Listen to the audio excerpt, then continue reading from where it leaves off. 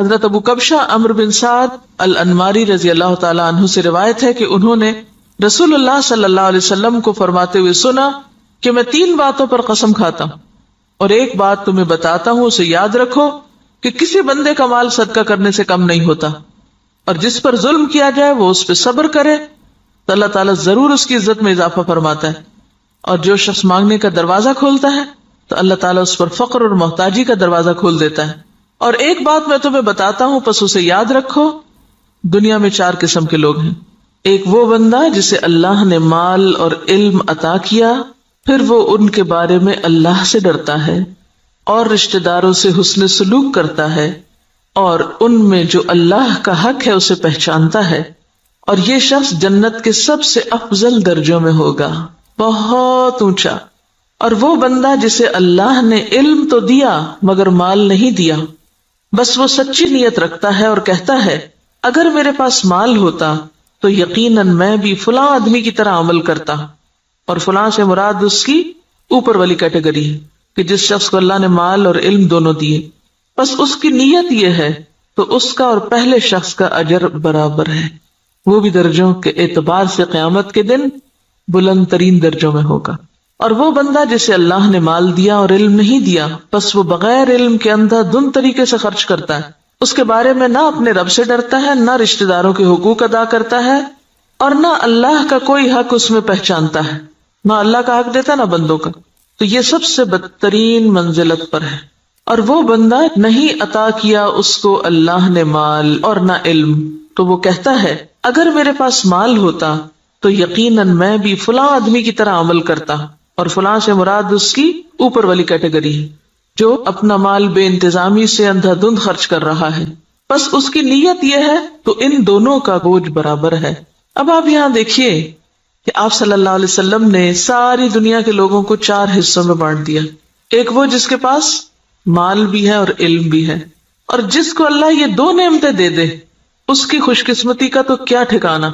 وہ کیا کرتا ہے؟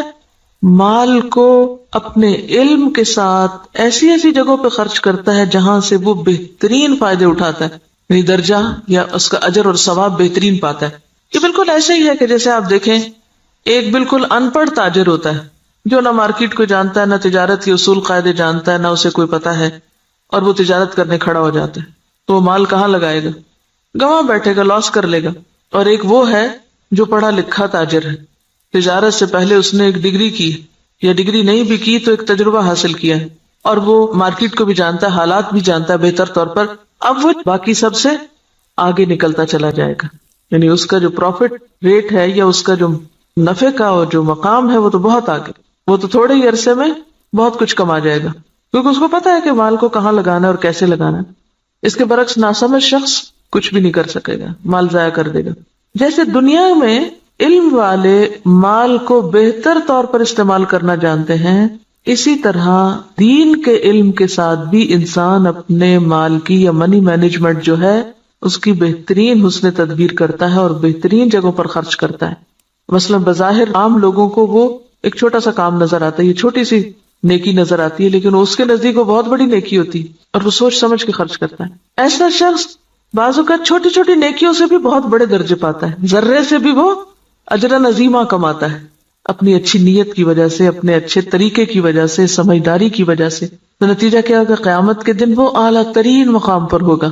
ایک دوسرا شخص ہے، اس کے پاس مال کوئی نہیں لیکن علم ہے، اس علم کی بنا پر وہ یہ سوچ رکھتا ہے کہ اگر کبھی میرے پاس بھی مال آیا تو میں بھی فلاں کی طرح کا، اس کو آئیڈیالائز کر رہا ہے، فلاں کی طرح نیکی کے کام کروں گا، اور یہ اس کی سچی نیت ہے۔ تو نیت کہتے ہیں پکے ارادے کو، نیت خوش خیالی کو نہیں کہتے، یا کسی خوش فہمی کا نام نیت نہیں ہوتا۔ ہم عام طور پر نیت کس کو قرار دیتے ہیں؟ بس ایک خیال آ جانا، وہ بڑی اچھی نیت ہے، اور تھوڑی دیر کے لیے خوش ہو جانا اپنی نیت سے۔ نہیں، نیت محض خیال نہیں، نیت کیا ہے؟ پکا ارادہ، سچا عزم۔ دنیا ادھر کی ادھر ہو جائے اور وہ شخص نہ بدلے، اس کی نیت نہ پھرے، اس کے ارادے نہ بدلیں، حالات کچھ بھی ہو اس کے ارادے نہ بدلیں۔ ہمارا عام طور پہ کیا حال ہوتا ہے؟ جب ہم اللہ سے راضی ہوتے ہیں تو اللہ کی راہ میں بہت کچھ خرچ کرنا چاہتے ہیں، نیکی بھی بڑی کرنا چاہتے ہیں۔ جب اللہ سے ناراض ہوتے ہیں پھر کیا کرتے ہیں؟ کسی بندے سے ہم راضی ہوتے ہیں تو اس پہ خوب لٹاتے ہیں، اور جب اگر اس بندے سے ناراض ہو جائے تو پھر ہم اس کو کیا دیتے ہیں؟ پھر اس کو آگ کر دیتے ہیں۔ ایسا ہی ہے نا؟ تو یہ سچی نیت ہے، پکا ارادہ نیکی کرنے کا نہیں. پکے ارادے والا کون ہوتا ہے؟ جو کسی کی تعریف، تنقید، حالات کے اچھے یا برے ہونے سے کوئی اثر قبول نہ کرے. جو اس نے نیکی کا ارادہ کیا تھا، ٹھانا تھا، وہ اس پہ جمع رہے کہ میں کسی کی باتوں میں آ کر اپنا کام چھوڑ دوں، کسی کے بہلانے سے، کسی اور دنیا کے حقیر فائدے کی خاطر میں اپنے مشن کو قربان کر دوں. نہیں، وہ احمق و بے وقوف شخص نہیں ہے کہ ایک ہوا کے جھونکے سے ادھر کو اڑ جائے اور دوسرا آیا تو ادھر اڑ جائے. وہ جم کے رہتا ہے اپنے مشن میں، اپنے سوچ میں، اپنے نیکی کا جو ارادہ اس نے کیا اس کو کوئی چیز متزلزل نہیں کرتی. ہمارا حال دیکھیں نا، ہم کئی دفعہ مال خرچ کرنے کا سوچتے ہیں، پھر تھوڑی دیر بعد شیطان آ جاتا ہے اور وہ کیا کرتا ہے؟ نیت خراب کر دیتا. ہوتا ہے نا ایسے کہ نہیں ہوتا کبھی آپ کے ساتھ؟ یہ سچی نیت کوئی نہیں ہوتی. سچی نیت تو وہ ہوتی ہے کہ بس آپ نے کر لی اور اب دنیا ادھر کی ادھر ہو جائے اور آپ نے کرنا ہی کرنا ہے. ایسی نیت اگر کسی کی ہے اور مال نہیں بھی تو اللہ تو نیتوں کو جانتا ہے نا. ہم عام طور پہ کب کہتے ہیں اللہ نیت جانتا ہے میری؟ صرف خود کو کور کرنے کے لیے. ایسے شخص کو اللہ تعالیٰ بغیر کچھ کیے بھی وہی درجہ دے گا جو ایک کرنے والا کر کے لے رہا ہے. ایسے نیت کی سچائی کی وجہ سے، ارادے کی پختگی کی وجہ سے، خیر پر استقامت کی وجہ سے. تو یہ چیز دین میں بہت ضروری ہے. تیسرا وہ شخص ہے کہ جس کے پاس مال ہے، علم کوئی نہیں. اب یہ الٹ گیا قصہ.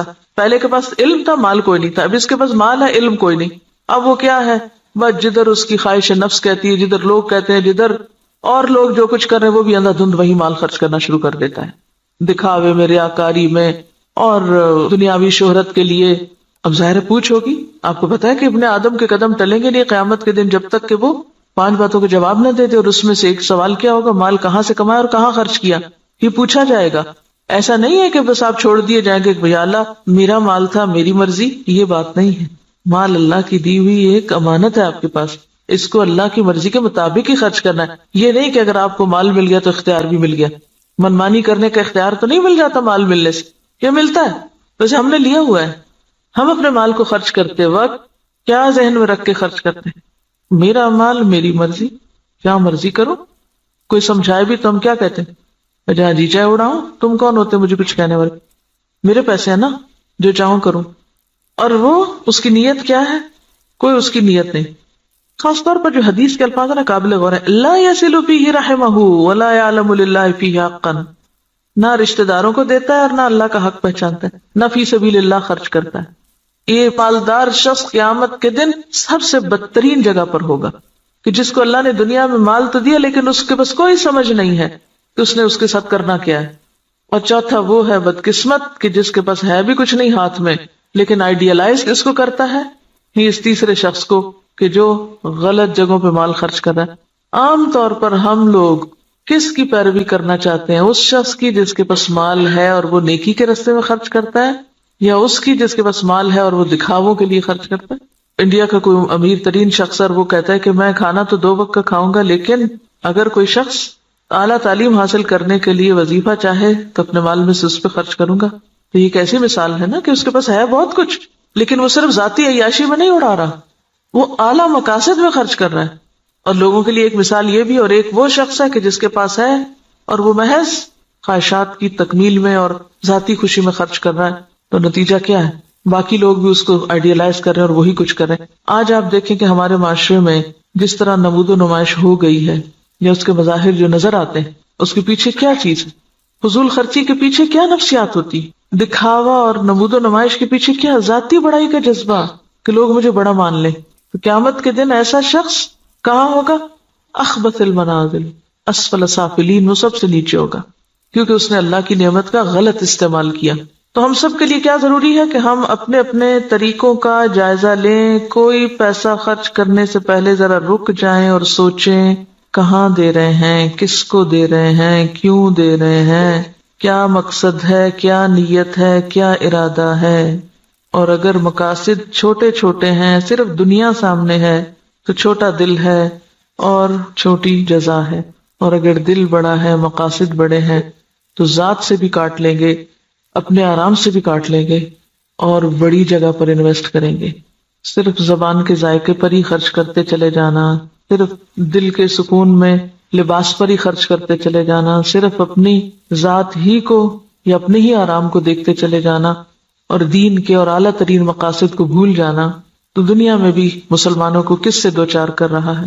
اب دیکھیے، ہم نے بہت اس پر پہلے بھی بات کی تھی کہ ترقی یافتہ قومیں، آپ کو پتا 40% تک ٹیکس ہوتا ہے ان کا، 40 بازوں کا 60% بھی ٹیکس ہوتا ہے، کہ آپ نے 100 روپے کمایا 60 روپے دے دیجئے گورنمنٹ کو، وہ آپ کے لیے سڑکیں بنائے، اسپتال بنائے، ریسرچ سینٹر قائم کرے تاکہ قوم ترقی کرے۔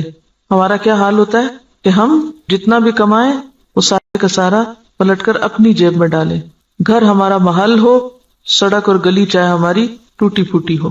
اسی وجہ سے ہم اس حال میں ہیں کہ ہم بڑے مقاصد میں خرچ نہیں کر سکتے، اپنی ذات کے لیے اور اپنے ہی لیے، اور پھر اپنے اوپر خرچ کرنے کے لیے ایسے ایسے طریقے اختیار کرتے ہیں کہ جس سے اجتماعی فائدہ پیچھے چلا جاتا ہے۔ اب دیکھیے کہ ایک قطرہ جب دریا میں ملتا ہے تو کیا ہو جاتا ہے، وہ کیا کہلاتا ہے، دریا کہلاتا ہے، اور جب وہ صرف قطرہ رہتا ہے تو وہ اپنی انفرادیت بھی کھو دیتا ہے، اپنی آئیڈینٹی بھی ختم کر دیتا ہے۔ اگر ہم صرف اپنی ذات کو نمایاں کرتے رہے ختم ہو کے رہ جائیں گے، اور اگر ہم نے یہ سب کچھ اچھے مقاصد کے لیے اپنے آپ کو بھی اور اپنے مال اور اپنے اوقات کو بھی لگایا تو پھر اعلیٰ ترین منازل پا سکتے ہیں۔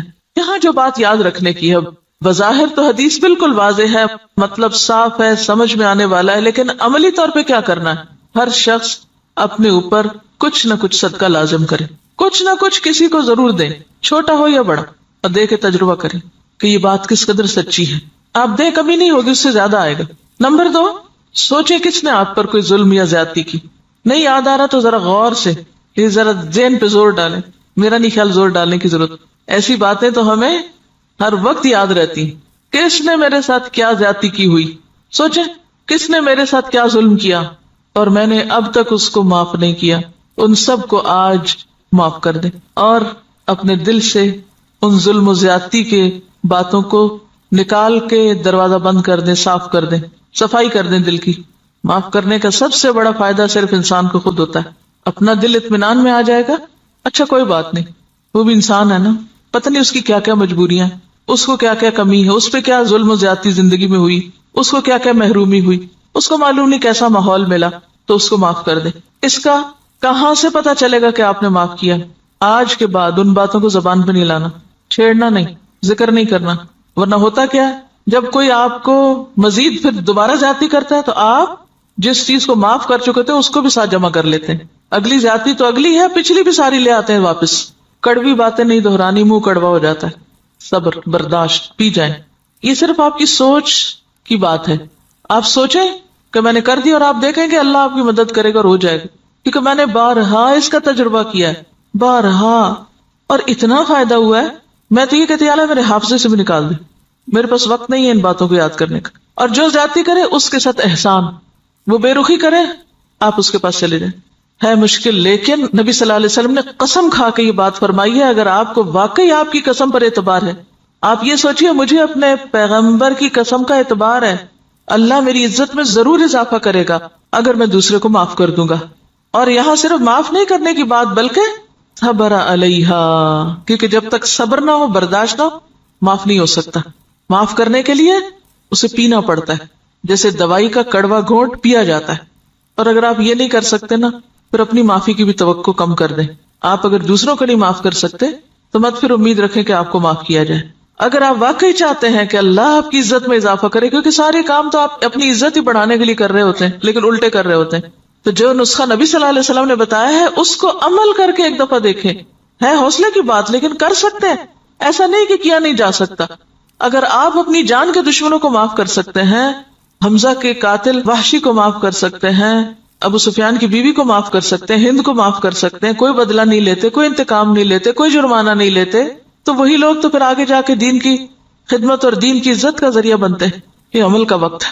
اور تیسری چیز، لوگوں سے توقع ہٹا دیں، لوگوں کے سامنے ہاتھ نہ پھیلائیں، لوگوں کا بھروسہ چھوڑ کے اللہ پہ بھروسہ کریں، اللہ کی طرف توجہ کریں، کیونکہ جب انسان لوگوں کے سامنے ہاتھ پھیلانے لگتا ہے، لوگوں پہ توقع رکھنے لگتا ہے، تو نتیجہ کیا نکلتا ہے؟ صرف مایوسی ہوتی، صرف حسرتیں ہی جنم لیتی، لوگوں سے استغنا برتے ہیں۔ کسی شخص کے بارے میں اگر آپ کا علم یقین کی حد تک بھی ہونا کہ یہ شخص میرے لیے برا سوچتا ہے، آپ اچھا سلوک شروع کر دیں، آپ کا حسن اخلاق اس کا ذہن آپ کے بارے میں ضرور بدلے گا۔ لیکن اگر آپ دوسری طرح معاملہ کرتے رہیں، دو چار تانے دے کے، دو چار پچھلی باتیں یاد کرا کے، شکوے شکایتیں کر کے، سوال پیدا نہیں ہوتا کہ خود بھی راحت پائیں اور دوسرے بھی آپ سے پائیں، اور آپ ان انعامات کو پا سکیں جو اللہ نے صرف ان قربانی کرنے والوں کے ہی لیے لکھے. پہلے حدیث میں مال کا صدقہ ہے، دوسری حدیث میں عزت کا صدقہ ہے، نفس کا صدقہ ہے. مال کا صدقہ پھر آسان ہے، عزت کا صدقہ مشکل. لیکن جو جھکے گا وہی بلند ہو سکے گا، اکڑنے والا کبھی بلند نہیں ہو سکتا. انک لن تخرق الارض ولن تبلغ الجبال طولا. سبحانک اللہم وبحمدک نشہد ان لا الہ الا انت نستغفرک ونتوب الیک. السلام علیکم ورحمۃ اللہ وبرکاتہ.